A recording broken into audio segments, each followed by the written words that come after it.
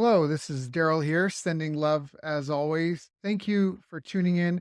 I just want to say if you like this interview, you can check our website for companion workbooks, action guides, tools, checklists, templates, and show notes with links for everything mentioned on the call. Just visit bestbusinesscoach.ca. That's best, B-E-S-T, businesscoach.ca. Enjoy. Hi, I'm Daryl Urbanski, and welcome to the Best Business Podcast. My mission is to help create 200 new multi-millionaire business owners. How? You'll do better when you know better.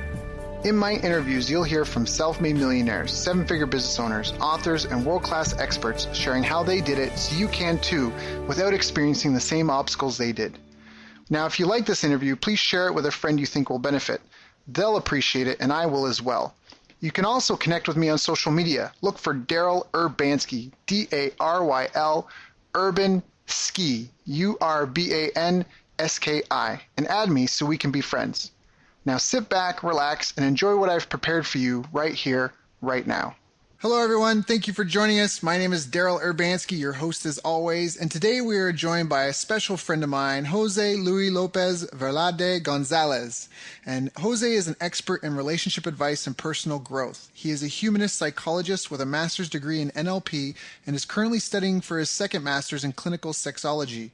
His book on relationship advice for women has been sold in 76 countries through online marketing, and he's been able to touch more than 10 million lives with his videos, articles, and online courses.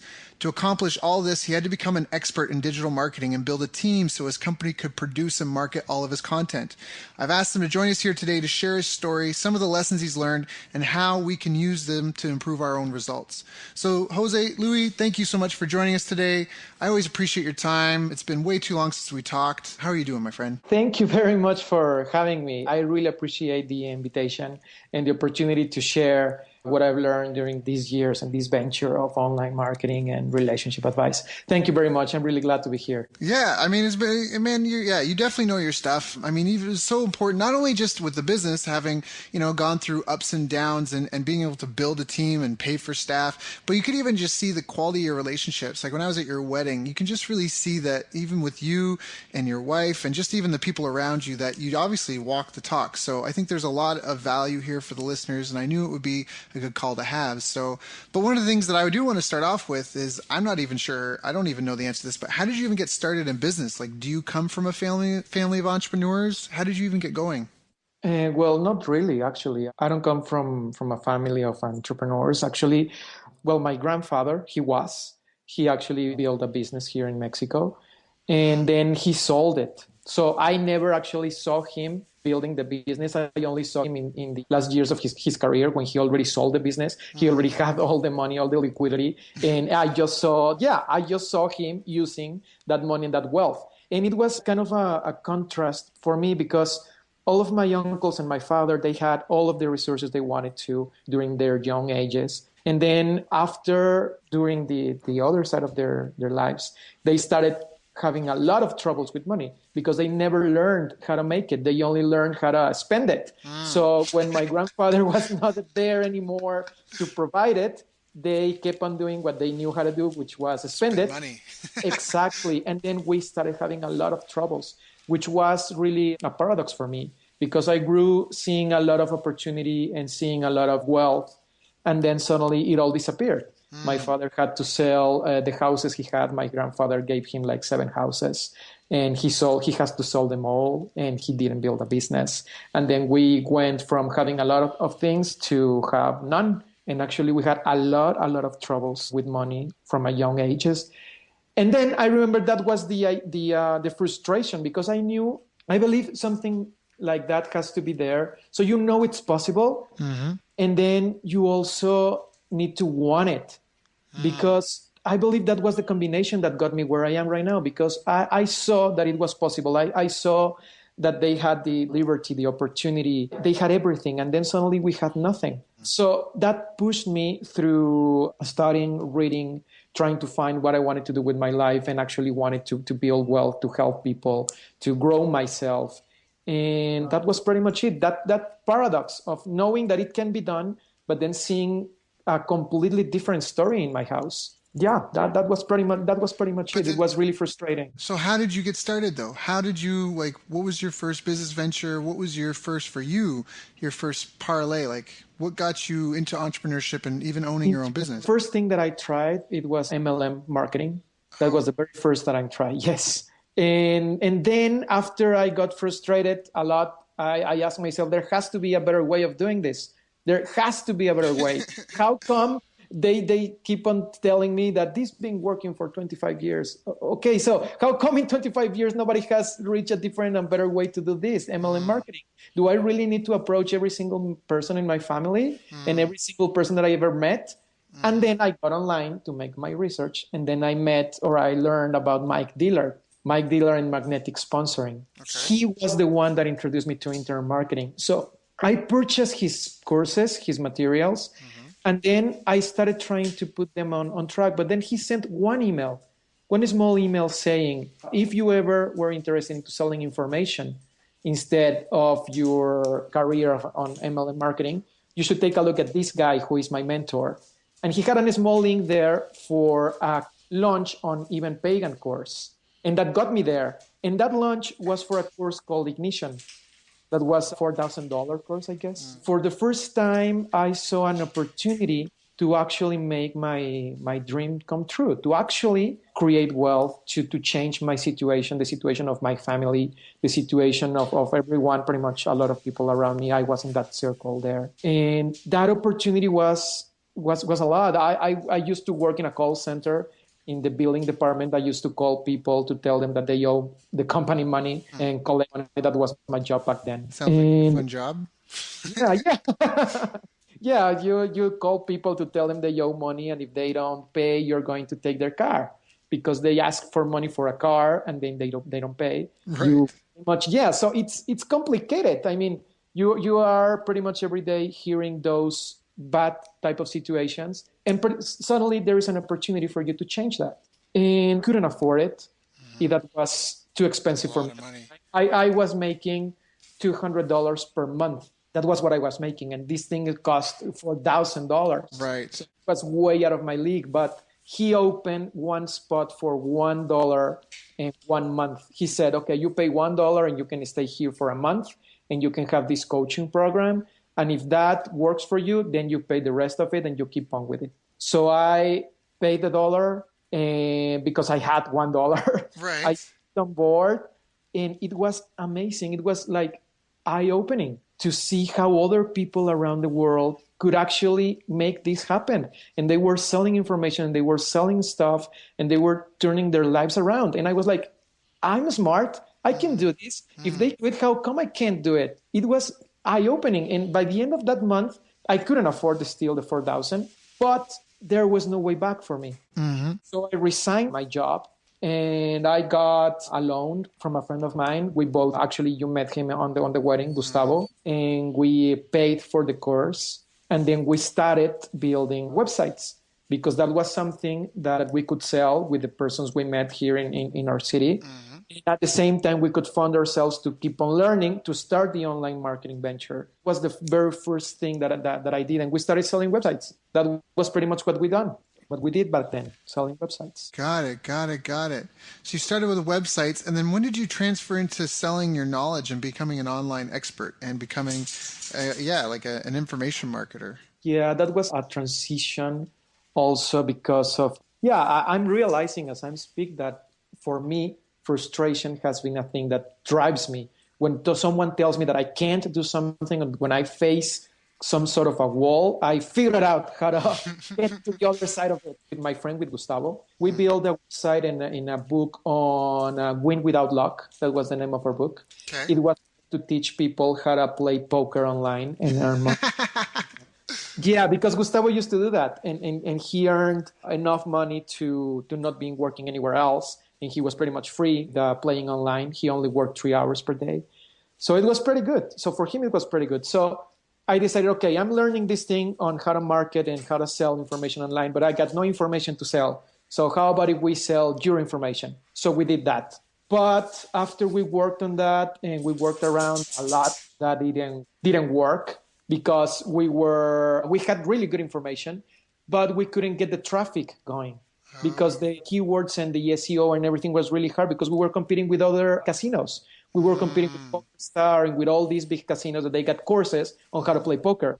So it was pretty complicated. Then we realized that the three markets with P that you don't join because it's just too overwhelming with the cost per click and competition, which is porn, pills, and poker.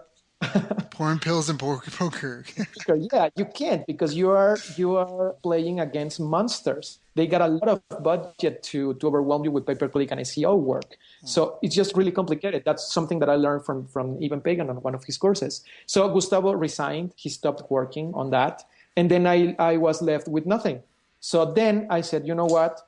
I cannot keep on trying to sell someone else's information because somewhere around this line, it's not on me if we stop. That other person want to stop, I can't do anything about it. Right. So I have to find a way to do both things. I need to be the expert on how to sell online so this thing works, and I need to be the expert in something else so I can sell it. So around that age, I also had a lot of troubles with relationships. That's where the stories they pair. Because that was the funny thing, because when I met Ivan Pagan, Gustavo was really fun and he was really into dating advice online.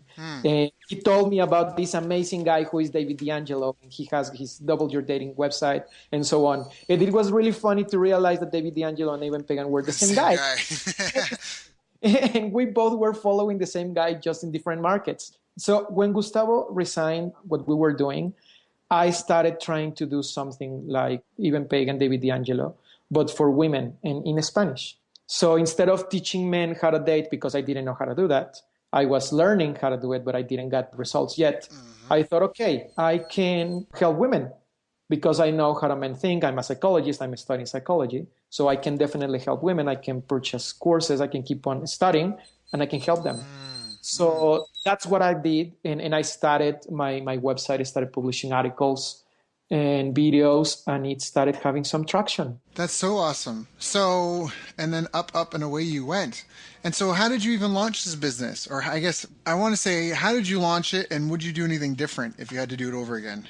I think that I launched it the right way. I don't know. I think it was more organic way, because even though I learned everything from Ivan Pagan in that first course, I was just trying to figure it out what they wanted. The thing that I did is I searched for the top selling books on that area, which was dating and relationship advice for women. That's what I've done. I searched. So I found 3 books. So I got those books and I read them. And I said, okay, this is what women are buying. As a psychologist, I might think or I might believe that they need something different, but this is what they're buying. So right now, what I really need is I need to help them, definitely. And I also need them to hear me out. I am going to publish something that it's already been published or similar already been published because I know it works. And then we'll go from there. So I started publishing articles from the same topic area, but with my voice. And then with that, I started giving away one-on-one sessions, free sessions, because I said, how do I know what to write about if I haven't heard from them? So I know what to write about. It seems logical, but I don't know. That was my reasoning and at that moment. So I offered one-on-one sessions for free, and I started putting it on Facebook and sharing it in groups on Facebook. I didn't know how to do advertising back then, so I just shared it in as much groups as I could. And the articles were good. So they started getting some traction with their friends, with their female friends, and I started sessions. So I got about 100 one-on-one sessions just from people sharing the articles. From those 100 people that were for free, about 45 of them asked me to keep on having those conversations in coaching manner. So I took 45 clients. At that moment, I was fresh out of college. I was just fresh out of college. Yeah, I was just finishing it. So for me to step up out of college and suddenly have the 45 clients right now was really, really, really great for me. Fast, because those were like weekly calls. So suddenly, more than 40 hours of work, paid work a week right away. That was really good for me. Yeah, no kidding. And busy. Yeah, It's a lot. Like, because it's busy. you said it's not just a 1 hour call. There's the prep work before, there's the work after. So that's like, yeah, that's an 80-hour Exactly. week. Yeah, the good thing about that is that it gave me perspective on what they want to hear, what they need, what I really need. Well, two things. One thing is that to know what they really, really, really need, and the other is what they want, because it's different. It's completely different. They were coming to me asking me on how to make him answer the text or how to make him to ask them out. But the whole thing was around self-esteem and confidence, asking for something different. So it was a huge revelation. With that information that I got over maybe a year, yeah, it took me close to a year. I wrote my book with all that information. Right. And then that book was the thing that took off. That thing started selling like crazy, sold a lot. And that was the thing that actually changed my life. That was the thing that helped me build what I have right now, the book. But the book was built because of the experience and because of talking with all those women. If I had to do it all over again, the only difference that I would do is that I would write that book sooner, because I believe that I had what they wanted, or I had the understanding of what I wanted so much earlier. But somehow there was a voice inside of me saying, you don't have enough, you don't know enough. So you always need to read one extra book, or you always need to know something else. And that belief kept me waiting for too long.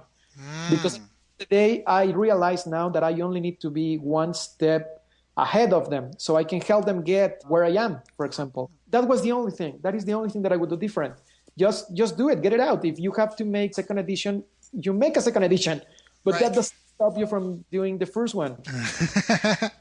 I love that. That's a great tip. I love that so much. And I love what you said about only needing to be one step ahead, because that's true. I remember when I had my martial arts school, I used to say that to my students, that even if I, like, metaphorically speaking, I had the blueprint for a 12-story building, right? If you're stuck building from floor 5 to 6, you don't need anything I know, 7, 8, 9, 10. You don't need any of that.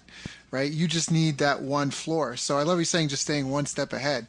So let's just recap again for the listeners. So you went out and you did the research on what was already selling, and you made something similar to what was already selling, because you knew even if it wasn't what they needed, you just wanted to be in the game. So you kind of made a bit of a Me Too product and you put it out there. And the next thing you did is you started writing articles on stuff and giving away free sessions so you could get on the phone with people and find out what the real problems they were having were. And then, like you said, you started syndicating the articles organically. You got 100 free sessions. Out of those 100 free sessions, you just managed to happen to get 45 paying clients, which provided you basically, you had a full-time practice now in like no time at all. And then out of that, and doing those interviews and talking with these women and working with them over the year, you got enough of what you needed that you then put all your knowledge together in a book. And then selling your book helped you build, I think you got an audience of like 200,000 plus women right now. Yeah. And that basically helped you launch and start everything you've got. Is that correct? Yeah, definitely. That is correct. That is correct. Got it. Well, that's impressive. That's super impressive. And I think that's very instructive for everyone here. And I love how you say that they just would have started sooner. I think that's one of my favorite quotes. A year from now, you'll wish you started today, and that's exactly it. So very, very, very awesome. So what were some of the biggest challenges that you think you've had to figure out in building this online business and figuring out how to run a business? Because it sounds like you didn't have any formal business training. No, not at all. Not any formal business training. Everything I know, it's being out of, trainings, experience, basically, experience, books. And there is a lot of things. It depends on the stage of the business. I believe that every business has certain stages, and depending on what stage you are, is the insight that you need to move forward. For myself, one of the biggest things, the thing that actually helped me getting into business, because prior of that was just being self-employed, it's realizing that that there is a lot of people out there that is way smarter than me. That was the thing, because I think that one of the problems that I had, it's feeling that I'm so smart that it's better to do it myself than to have someone else helping me. That I am so smart that it's better to build it myself than to make teams with someone else, because explaining to that person is going to be endless. So I better do it myself. That was one huge insight that I had and actually I had it from this tribal leadership book from Dave Logan, where he talks about the 5 stages from the companies. And when he was talking about the stage 3 of the company, when he said that the number 3 person is a narcissistic, egocentric person, really smart, that tries to compete with everyone. I really saw myself there, because I used to, instead of building a team of people that I respect, that I look forward to spend time with, or that I really wanna grow myself with them, I looked like, okay, I don't need that. I just need to pay someone for the project, like tools. Right. Instead of looking at them like my mastermind group that is going to grow me also and grow them, I look at them like tools. And that stopped me a lot. When I had that realization, that changed, because prior to that, the business produced an amount of money that could help me live really good. And I used to spend a lot. And I used to use all that money for myself, and I purchased myself a car, and I used to travel, and I spend a lot of money. But when I realized that, I started using that money to build that team and to build that mastermind and to build assets instead of being self-employed. So I rented a place. I hired people. I spent time with them. I purchased computers. I purchased chairs, a lot of things, all the things that I needed to build a team. And I believe that was one of the biggest things for myself, because that made me realize that if I really wanted to touch a lot of lives out there and help a lot of people, millions of people, I couldn't do it by myself. Right. I really need a team, and I really need a team that I look forward to spend time with. Not just any person. God, yeah, not just anything, but team you enjoy spending time with. Yeah, definitely. Smart people. That's an important caveat. I love that. So you realize that you could only do so much for your own, and that you had a good job, but you couldn't really reach and affect and have as much impact on the world trying to just be a one-man show doing it all yourself. So, and having to work with a team and build a team, have you learned any lessons with that? What do you think are some of the pillars of success that help you with having a team and managing a team and keeping everyone motivated towards a common goal? Yeah, with that, one of the problems that I had is asking someone to do something that it's out of their area or out of their personality. And this is paradoxical for me, because I'm a psychologist. And within my practice, I learned to respect and to hear someone from their point of view and to see the world through their eyes. My whole formal training was about that. And getting into business and not doing that and not using that got me into a lot of troubles. Because there is another book, Patterns of Personality, from Wyatt Woodsmall, where I got this information. There is a lot of, information about patterns of personality, there is everywhere, but particular in that book, there is different things he separate us. And one is the person that is creative, and the person that is logic. This digital, kinesthetic, visual, and narrative person. The ones that are kinesthetic and narrative people, they like to have processes, and they like to have order, and they are really organized, and they think in sequences. But the digital and visual people, like myself, we are creative, we are visual, we get to think on images, so we're really fast. You can throw us a problem right now and we can figure it out, because that's what we do. We improvise.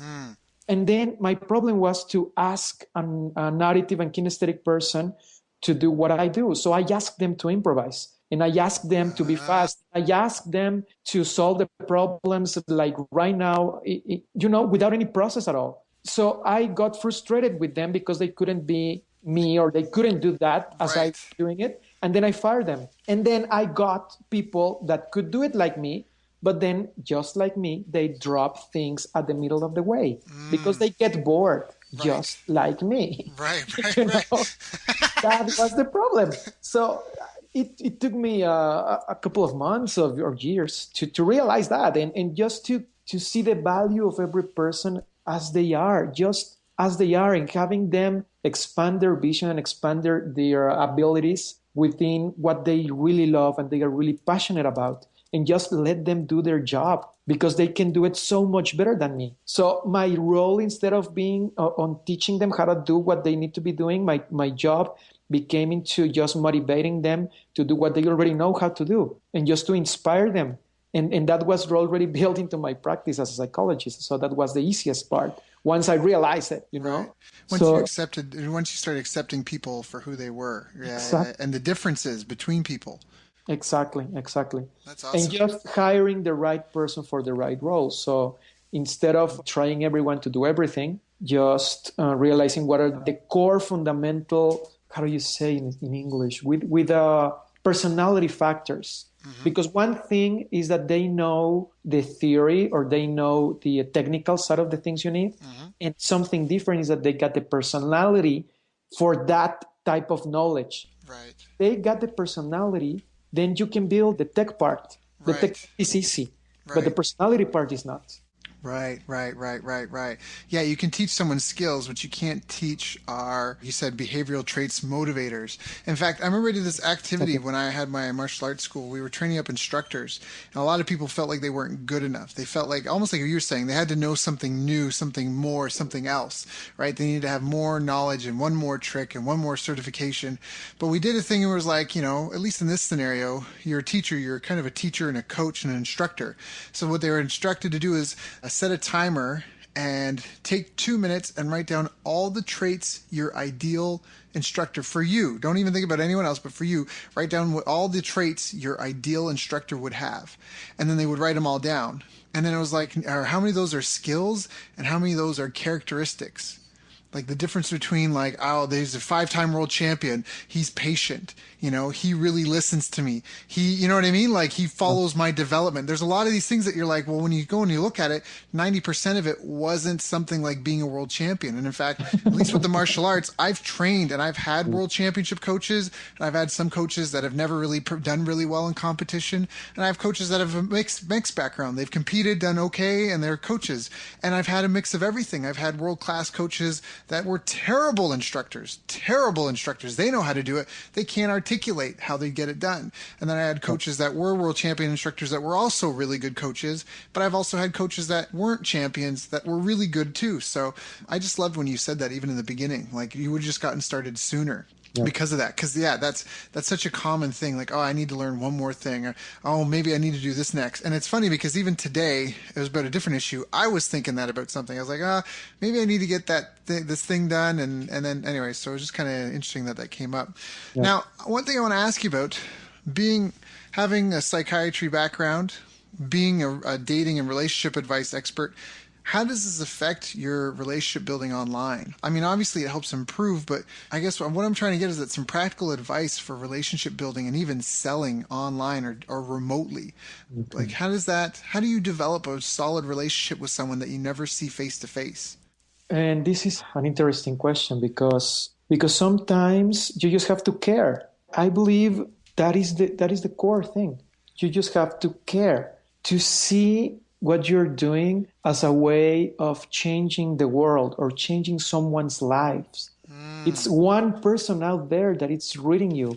There is actually a human being in the other side of the screen that is going to read what you're writing or going to see your video, and they are willing to change their lives. And whatever you say, they are seeing you with authority. You got a huge responsibility being in that spot because they are actually hearing you with authority, and they want to change their lives. So if you care, that gets translated through everything that you write. Everything. Everything that you write, every video that you create, every post that you put out there, every webinar, they just know. And it's something that can't be taught. Or I mean, if you read books on persuasion or books on motivation, there are some tricks here and there. Yes, it can be manufactured. Yes, you can get into some courses and they can give you templates on email writing. And they say, you just change your brand and you just change here and there, copy and paste, send, and it will work. And yes, it might work. But that connection that you get with your audience, with your customers, they become friends with you. That only comes from you actually caring of the person in the other side. So that is definitely a really humanistic answer because I'm a psychologist. But that's how I feel about it. And if I do that, and if we see that on our business, that gets translated into the sequences. For example, during an autoresponder sequence, we don't start selling any product up until the email 4, for example, if you need something specific. We don't sell anything. And within the email form, we don't sell it straight. We send them into an article that the article, after providing really good value, then sells the thing. After that, we start selling on emails. And then we got some emails that are 100% sell. Yes. But that's after we already established authority, we already established that we care, we already gave them something in exchange for their time and effort. And we produce a lot of free content. A lot of free content. I really believe that moving the free line, it's the way to reach a lot of people. We genuinely create videos just for the sole purpose of teaching them that we know what we're talking about and that they can change. Because if they believe they can change, they will follow you wherever you want to. Because the problem most of the times is not that they don't believe in you, is they don't believe in themselves. So if you give them the tools for them to believe in themselves, they are going to follow you. Yeah, I like that. That's really well said. I really like that. And that's true. So, right. So you're not trying to make the sale right away. I mean, I think we can talk, as digital marketers, sometimes if you're driving paid traffic, you have a specific offer. There's things like you can have an opt-in, and then on the thank you page, you can have like a low dollar offer that then you offer upsells instead of just being like drive straight traffic straight to like $1,000 product. But for the most part, like you said, you're really trying to establish a rapport with the person first. You're trying to give before you take. Do you see a lot of mistakes? I mean, obviously, I know where you are in Mexico. There's not a lot of other online entrepreneurs, but you are in the community and you do have a lot of friends. Do you see them making a lot of other people making mistakes, common mistakes that you've had to avoid or you've worked through? Yes, and mistakes in different side of things. One big mistake that I see is that they overpromise. I see that a lot. I see that a lot. Just people trying to get them the moon and the stars and everything you ever wanted. And I know that you have to sugarcoat it so it's more appealing for them, but sometimes it's just over the limit, because actually for your conversions, it's going to be so much better that they see you as someone real, that someone that is offering way too much. For example, in the area of internet marketing here in Spanish, there is not a lot of the area of marketing online in Spanish that is most developed. It's definitely how to make money online. And you see how some of them, not all of them, because there are some of them that are really, really legit, and I admire them. For example, Emilio Caram, he's really good. But there is some people that they preach to teach you how to become a millionaire, and they preach to teach you how to make without having that life themselves first.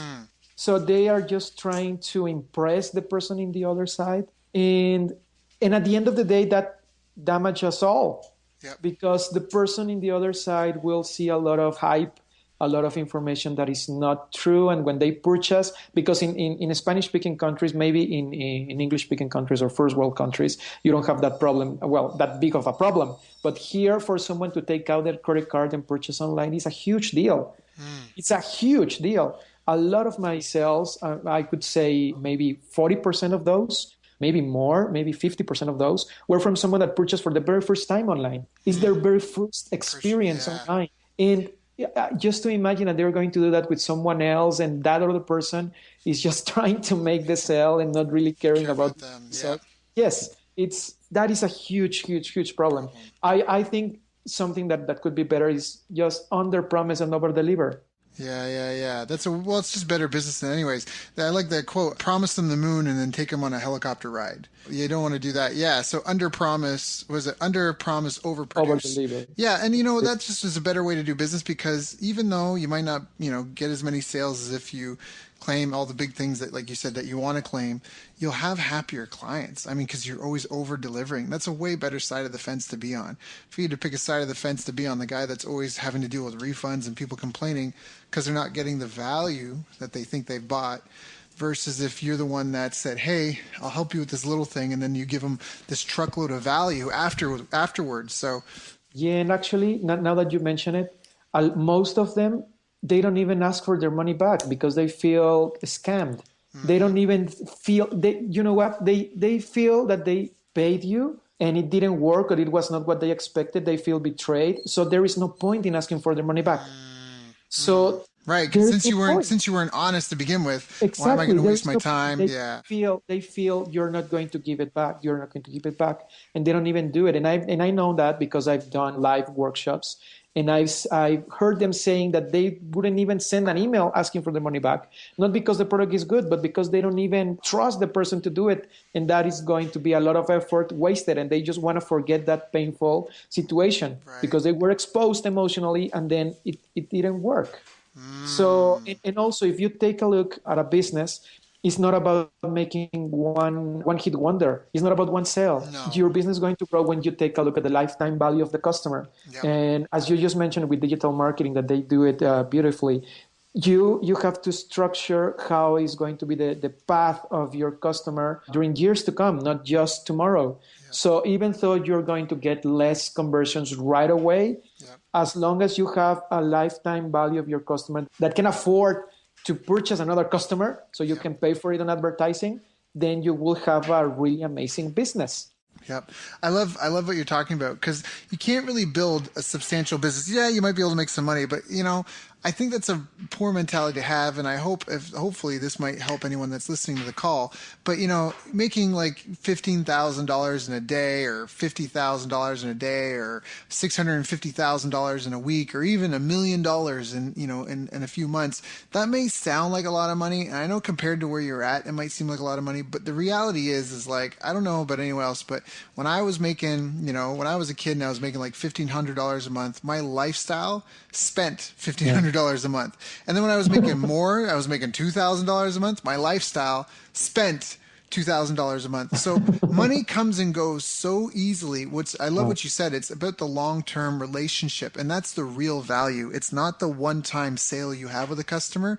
It's the relationship that that because here's, and Louis, I know you know this, but I think for the listeners, like they say the money is in the list for the reason of, like Louis got an audience of hundreds of thousands of women who look to him for advice with their relationships, and then on top of that, out of those hundreds of thousands, he's got tens of thousands of customers, and out of those two groups, because if he takes good care of them, just like you would like your best friends, if you just treated people so well, he knows that at any point in time, you can turn to them and make an offer and he'll make sales.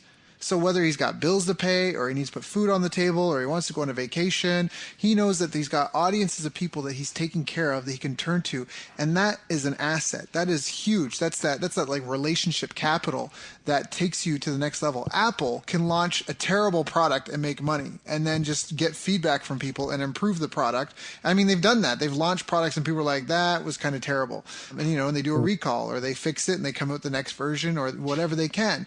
But the reality is that it's about the long-term relationship. Like, hey, I want to be the person you come to for help with blank for the rest of your life. And I want to be the person you send your friends and family to help with blank for the rest of your life. And just do that so well and really care about people. And like you say, if you take care of enough people, they'll take care of you. Now, you do have to ask for the money though, right? Yeah, definitely. Yeah, I just want to put that caveat in there. You do have to ask for the money. Yeah. If you just give away and give away and give away, that is not going to come back by magic. Right. I mean, you definitely have to ask for the sale.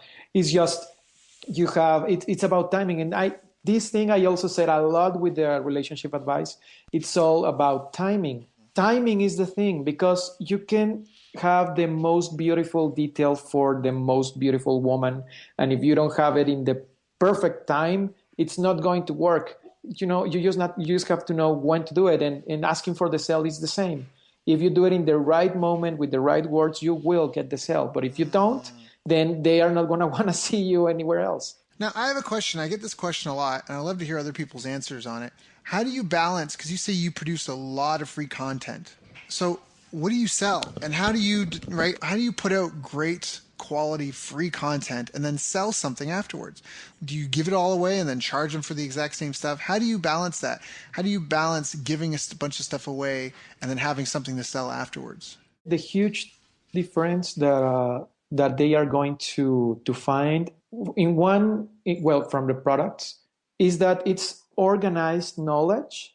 That is one thing that they're looking for, because they might look for every part of whatever they want for free. Yeah, but how long is that going to take them? You can have everything organized. That's one thing. And the other thing is that the insight. People buy from you because they like you, because they trust you, because they trust themselves to go through with what you have. So what I do is in every piece of content that I produce, I quote a lot other products that I have. And I say, yeah, if you would like to know more about persuasion, there is this course that I got, but that is not from today's topic. And then I just keep on going, just like smoothly putting it there. And then there is people that go there. And then I just keep on doing the same. And then at the end, I make, right after I build a lot of really good content, I make a sale. Every piece of content that I got out there, just for the first 4 or 5 in the email autoresponder sequence, they recommend a product. Everything recommends a product. And it says why this product is important for what you have here. And I also say, you know what, if you can't purchase it or you don't want to purchase right now, that is okay. But if you ever get to have / frustration again, you know this is going to be here for you, waiting for you to get the results you actually want to. And then there it goes, all the persuasion and the hot spots and everything else. But it goes at the bottom of everything. And it goes when it's perfectly related to the content.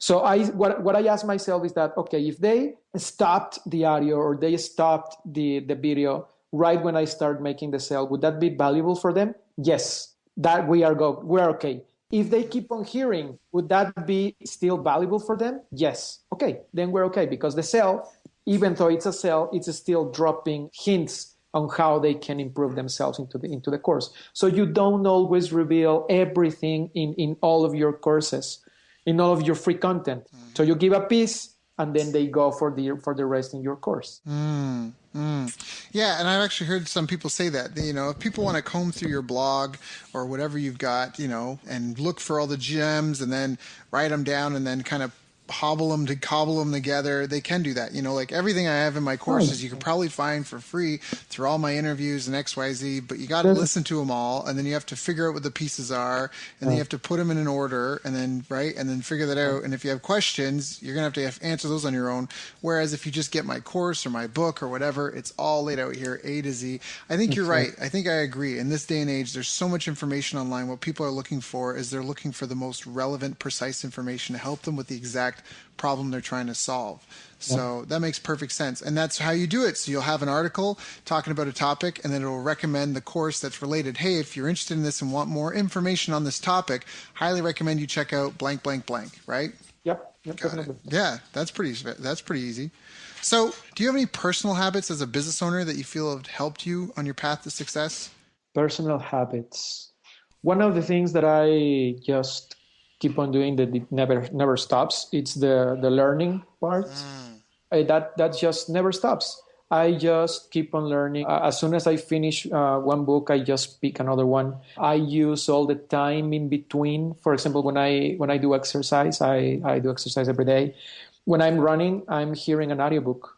When I'm driving, well, in my city, we don't have traffic at all. The 10 minutes that I take from my place to my office, I hear something like this. Yeah, for Mexico City, you can take 2 hours from your place to your office. But yeah, or if it's raining, like when I had to get to the airport, the roads were flooded. Yes, that happens in bigger cities. I'm in a really small city, so I take 10 minutes from my home to my office. But still, I take that space to keep on growing myself. And that I believe has helped me a lot is that question that I ask myself every time I do anything is just, is there any better way to do this? Is there any faster way to do this? Is there anyone smarter than me on this area that can help me out with this? Those 3 things, they're like built in. For some time in my life, I had to put them in stickers on my desktop so I could see them every time. And then now they are built in. So every time I'm about to do anything on my business, I ask those 3 questions. And the last one is anyone else that can help me out with this, that it's smarter than me on this? And it has helped me a lot. That's something you're really good with putting, like you've got partners for your business. Like I said, you got your team. You're really good with collaborating with other people. Yeah. That's definitely something that stood out to me, just working with you and knowing you and just watching you go and grow. So that's a good question. That's a really good question. I think everyone here listening should write that down. Is there anyone smarter than me that I can reach out to get involved and maybe partner with to help me with this project? That's a great one. You can pay them up front. You can give them a piece of the action. You give them some equity in the business. You can try to negotiate, barter. I'll do this. If you do this for me, I'll do that for you. There's a lot of ways you can work with people. That's huge. That's a really good tip. It's a really good tip because people, all a company is a collection of people working towards a common goal. So if you get the right group of people together, what was the thing? If you're trying to train to get to win a gold medal in the Olympics for judo, and your training partners are the last gold medalist champions, or the gold medal champions for the last 5 Olympics, right? Yeah. Yeah, you got a really good shot at winning. The last 5 people who won gold medals are on your team helping you train so you can win a gold. That's way better than the guy that's in the garage trying to figure it out on his own. Yeah, definitely. So that's so well said. That's so well said.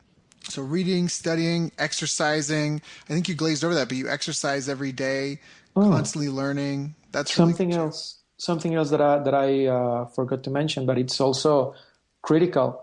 Emotionally, to be stable emotionally has helped my business enormously, and that is due to the relationship that I have.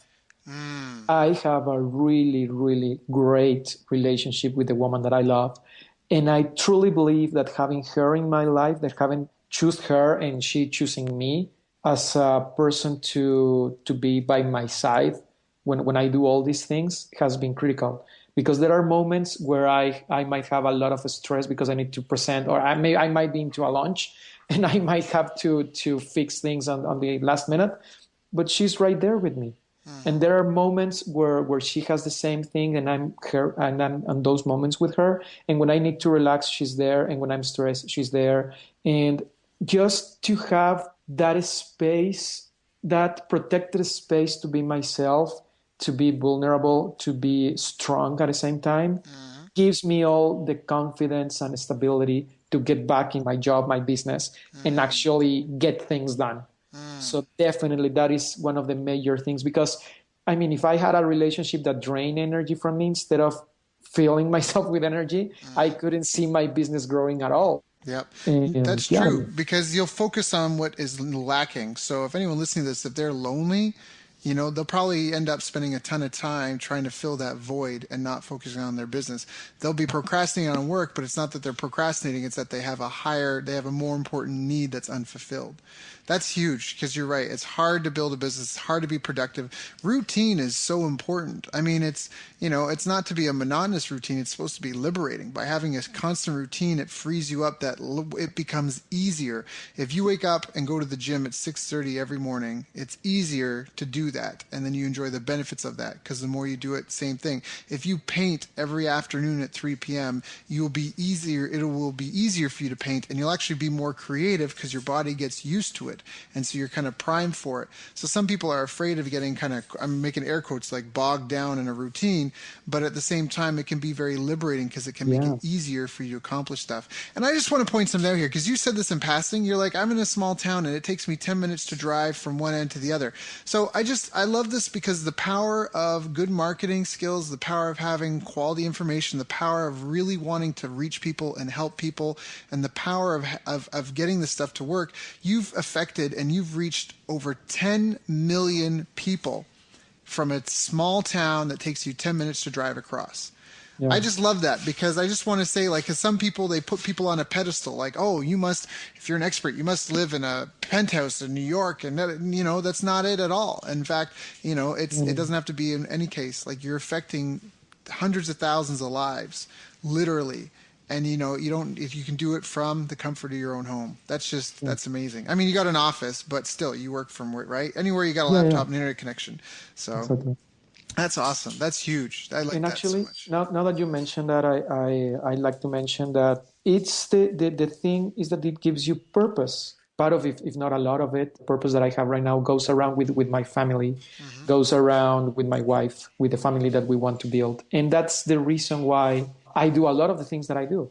And that it's also the reason why we choose to live here, because we had a conversation on moving into a bigger place. And that's good that you brought that up, because sometimes you just have to put in a balance why are you doing what you're doing? Because sometimes you get caught up into working, into getting results, into getting money, into getting numbers. And at the end of the day, if they are not giving you the quality of life that you want now, Yep. then what's the point? Yep. I mean, it's really great to have ambition and to have something to look forward to. I definitely will back that up. And it's also important that you enjoy your present.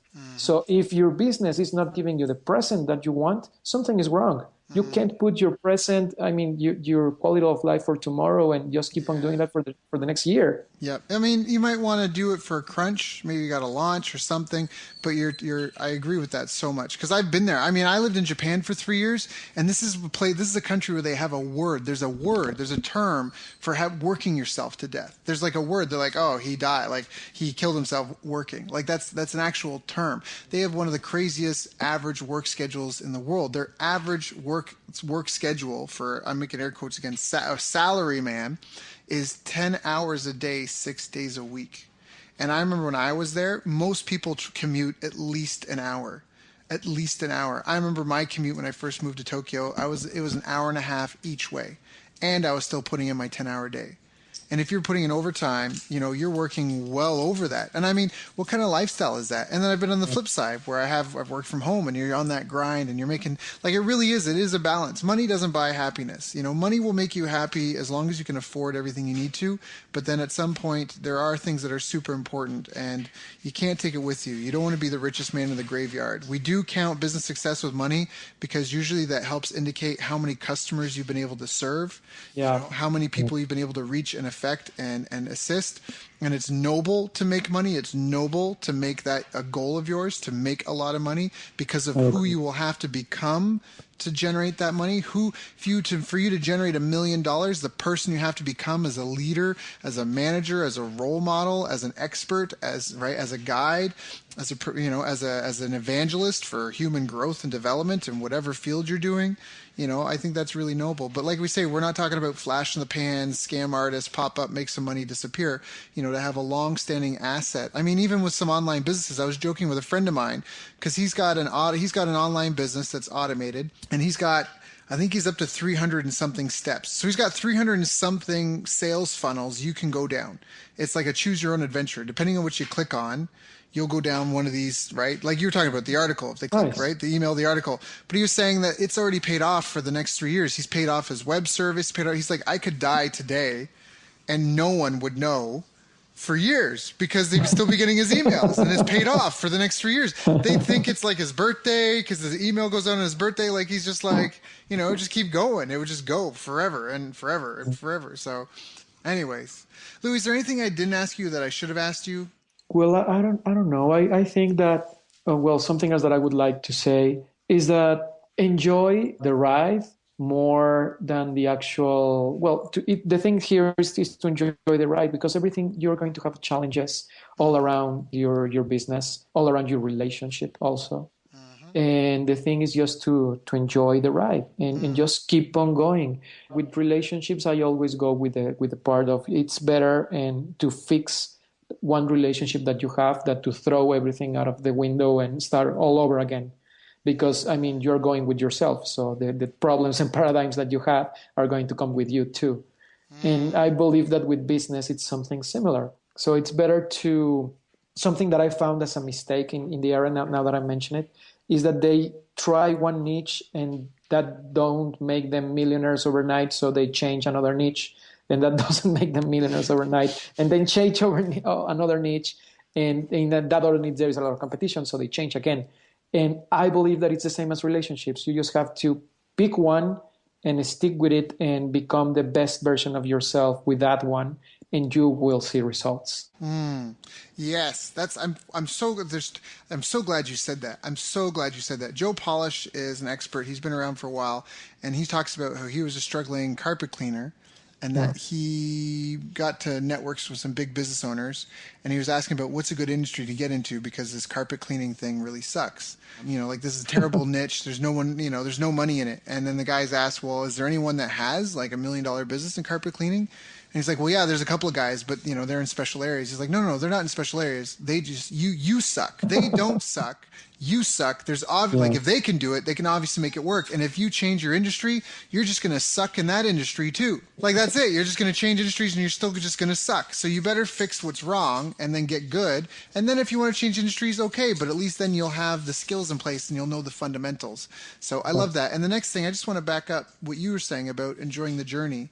Alan Watts, I love Alan Watts. He's a philosopher, and he has this great video on music and life where he talks about, like, if the point of music, like, we have this thing that it's always about getting to the end goal, right? You go through school and the goal is to graduate. And then once you graduate, the goal is to get hired by a good company. And then once you get with a good company, the goal is to make a ton of money. And then once you make a ton of money, the goal is to retire. And then once you retire, like, it's just this whole, like, this whole thing. And it's like, we're always chasing the goal. And if music was like that, people would go to see a concert just to hear the last chord, like, just right, just hear the big finale. But it's not. It's a musical thing, and you're supposed to sing and dance while the music is playing. And I love that, and you just kind of expressed that, and I think that's really important and a great thought to finish on. So, but I want to respect your time, Louis, and I appreciate you coming and sharing with everyone here today. I value your friendship and your mentorship and just everything that we've shared over the years, and I just wish you and your family all the best. It's truly an honor and a pleasure to know you and to watch you grow and to grow myself, and I just wish you all the best. Thank you very much, Daryl, for inviting me. I also respect you a lot. I think you're a great coach. You're a great business owner and a great person. I'm really happy to have you with my friends. Thank you very much for the invitation. You've reached the end of our interview. Now, first, let me thank you for listening. I appreciate and respect you more than you'll ever know. And now I'd like to ask you a couple of questions.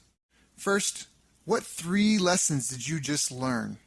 What 3 aha moments just jumped out at you? Second, what can you implement for yourself and your business in the next 24 hours? Third, what can you give to someone else to help you with, or give to them to just do it for you? Whatever it is, remember, taking action is the secret sauce to results. Now, if you think this interview would be helpful for a friend, please give them a link to it. It'll help them and it'll help me too. I'd also like to invite you to help me find out more about the challenges you're facing, your dreams, your goals, and how I can help you overcome what's holding you back. We both do better when we know better, and your success is my success. So please reach out and interact. You can visit our website, bestbusinesscoach.ca for Canada or California, where I'm from and where I'm living. You're welcome to also try out one of our paid programs. You can find us on YouTube, Facebook, and pretty much every other social media channel you can think of. You should also subscribe to the podcast, and if you're enjoying them, please leave us a nice review. It really helps. That's all for now. Once again, thank you. Take care of yourself, and remember, the world needs the best business you can build.